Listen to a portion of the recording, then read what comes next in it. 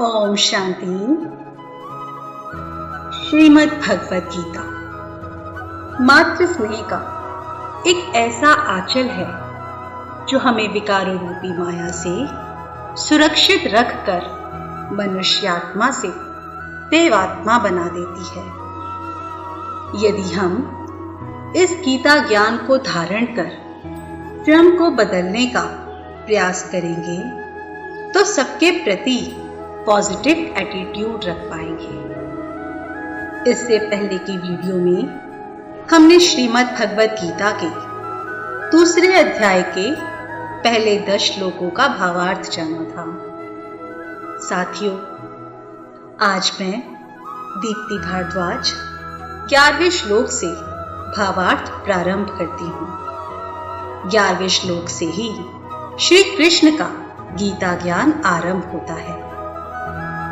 11वें श्लोक में श्री कृष्ण कहते हैं कि हे अर्जुन, तू ना शोक करने योग्य मनुष्यों के लिए शोक करता है और पंडितों के से वचनों को कहता है, परंतु जिनके प्राण चले गए हैं उनके लिए और जिनके प्राण नहीं गए हैं उनके लिए भी पंडित जन शोक नहीं करते।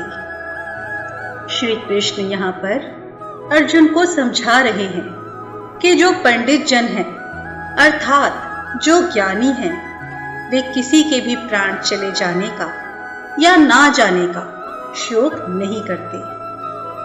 भगवान श्री कृष्ण अर्जुन को समझाते हैं कि तुम सामने खड़े हुए अपने मित्र संबंधियों के लिए व्यर्थ ही चिंता कर रहे हो कि इन सबके बिना हम राज्य और भोगों को लेकर क्या करेंगे। कुल का संहार हो जाने से कुल की स्त्रियां भ्रष्ट हो जाएंगी। इस प्रकार की चिंता पंडित लोग नहीं करते, क्योंकि वे जानते हैं कि आत्मा का किसी भी प्रकार से नाश नहीं हो सकता और शरीर हमेशा रह नहीं सकता। किंतु तुम शोक कर रहे हो, इसलिए जान पड़ता है कि तुम पंडित नहीं हो, केवल पंडितों की सी बातें कर रहे हो। 12वें श्लोक में श्री कृष्ण अर्जुन को समझाते हैं कि ना तो ऐसा ही है कि मैं किसी काल में नहीं था या तू नहीं था, अथवा ये राजा लोग नहीं थे, और ना ऐसा ही है कि इससे आगे हम सब नहीं रहेंगे। इस श्लोक में परम पिता परमात्मा अर्जुन को आत्मा का ज्ञान देते हुए समझाते हैं कि आत्मा का जब नाश ही नहीं होता तो शोक किस बात का। यहाँ पर परमात्मा अर्जुन को समझाते हैं कि हम सब यह शरीर नहीं है, आत्मा है, और आत्मा अजर अमर अविनाशी है। आत्मा की 3 शक्तियां हैं, मन, बुद्धि और संस्कार, और आत्मा का कभी भी विनाश नहीं होता। जब हम शरीर रूपी चोला धारण करते हैं तो जीवात्मा कहलाते हैं, और जीवात्मा का अर्थ ही है जीव और आत्मा।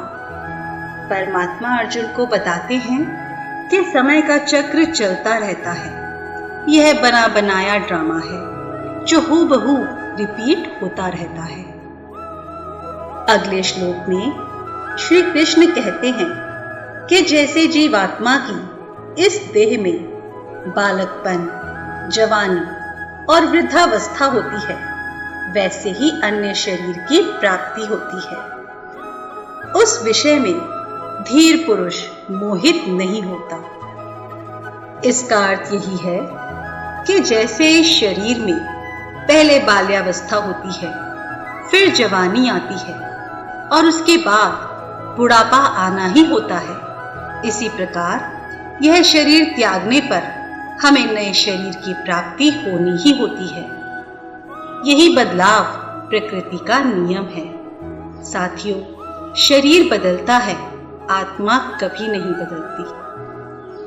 14वें श्लोक में श्री कृष्ण अर्जुन को समझाते हैं, हे कुंती पुत्र, सर्दी, गर्मी और सुख दुख को देने वाले इंद्रिय और विषयों के संयोग तो उत्पत्ति विनाशील और अनित्य हैं। इसलिए हे भारत, उनको तू सहन कर। साथियों, इस श्लोक में श्री कृष्ण बताते हैं कि हमारी इंद्रियों और उनसे होने वाले विषयों से हमें बहुत प्रकार की फीलिंग्स आती हैं। जैसे हमें सर्दी लगती है, हमें गर्मी लगती है, सुख होता है, दुख होता है, जेलसी होती है, बेचैनी होती है, सुकून होता है, भूख लगती है, प्यास लगती है, कंफर्टेबिलिटी का एहसास भी होता है। यह सब कुछ सदैव समान नहीं रहता। यह सब तो हमारे शरीर के साथ होता है।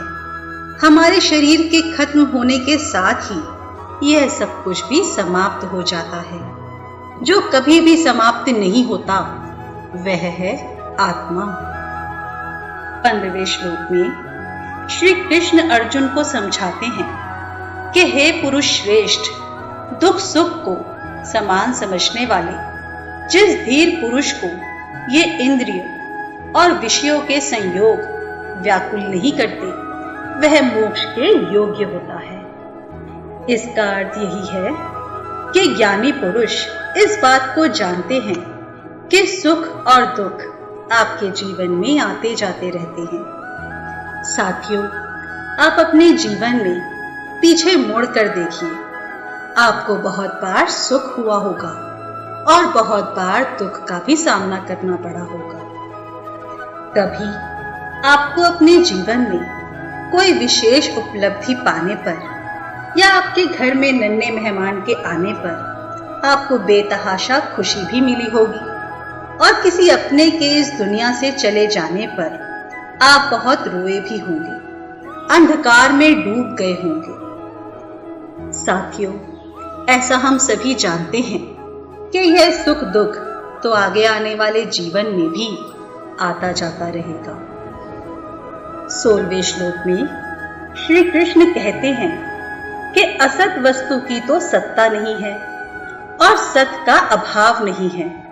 इस प्रकार इन दोनों का ही तत्वज्ञानी पुरुषों के द्वारा देखा गया है। साथियों, यहाँ पर भगवान श्री कृष्ण कहते हैं कि यदि तुम अपने स्वजनों के मारे जाने की आशंका से शोक करते हो तो यह तुम्हारा शोक करना अनुचित है। समझदार व्यक्ति यह समझते हैं कि जो झूठ है उसका कोई मूल्य नहीं है और सच का ही मूल्य है। सुख और दुख तो जीवन में आते जाते रहते हैं, इसलिए इनका भी कोई मूल्य नहीं है। सत्य तो केवल आत्मा है, इसीलिए सिर्फ आत्मा का ही मूल्य है। इसके अगले श्लोक में श्री कृष्ण कहते हैं कि नाश रहित तो तू उसको जान जिससे यह संपूर्ण जगत दृश्य वर्ग व्याप्त है। इस अविनाशी का विनाश करने में कोई भी समर्थ नहीं है। श्री कृष्ण यहाँ पर बताते हैं कि सदा सर्वदा विद्यमान रहने वाला सत तत्व केवल परमात्मा है। यह संपूर्ण संसार जिसमें समाया हुआ है वही अविनाशी है, परमात्मा है, जो सबसे बड़ा सच है। 18वें श्लोक में श्री कृष्ण कहते हैं कि इस नाश रहित अप्रमेय नित्य स्वरूप जीवात्मा के सब शरीर नाशवान कहे गए हैं। इसलिए हे भरतवंशी अर्जुन, तू युद्ध कर। साथियों, आत्मा सत्य है, कभी मरती नहीं। शरीर का तो नाश होना अवश्यम भावी है, अर्थात शरीर का तो नाश होगा ही होगा। इस श्लोक में युद्ध के लिए आज्ञा देकर भगवान ने यह बताया है कि जब यह बात सिद्ध हो चुकी है कि शरीर नाशवान है, उसका नाश अनिवार्य है और आत्मा नित्य है, उसका कभी नाश होता नहीं, तब युद्ध में किंचित मात्र भी शोक का कोई कारण नहीं है। इसलिए अब तुमको युद्ध में किसी तरह की भी आनाकानी नहीं करनी चाहिए। 19वें श्लोक में भगवान समझाते हैं कि जो इस आत्मा को मारने वाला समझता है तथा जो इसको मरा मानता है, वे दोनों ही नहीं जानते, क्योंकि यह आत्मा वास्तव में ना तो किसी को मारती है और ना ही किसी के द्वारा मारी जाती है। साथियों, आत्मा का होना ही सच है, बाकी कुछ भी सच नहीं। यह तो अज्ञान ही है जो हमें यह सोचने को मजबूर करता है कि हमें किसी ने मार दिया या हम किसी को मार देंगे।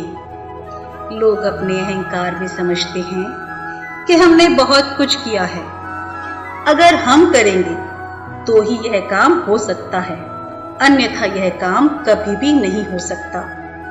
और यह सिर्फ उनकी नादानी है, अज्ञानता है, और इसलिए उन कर्मों का फल उन्हें भोगना पड़ता है। साथियों, हमें परमात्मा ने बताया कि आत्मा को कोई भी मार नहीं सकता।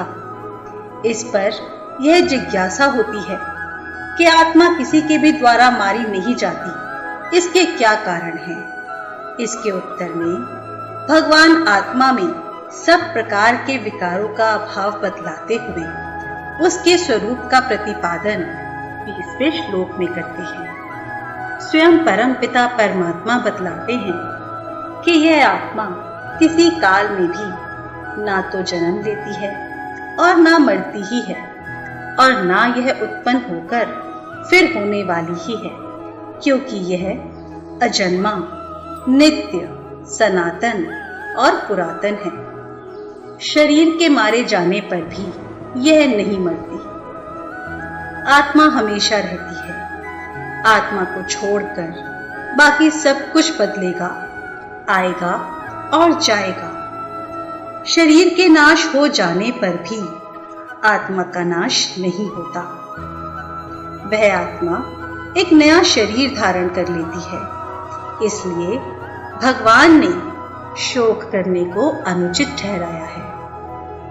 साथियों, उस परम पिता परमात्मा की अद्भुत लीला तो देखिए, कैसे वह रूहानी जादूगर हमें परमात्मा प्रेम से भरपूर कर हमारे संस्कारों को धीरे धीरे दिव्य बना रहे हैं।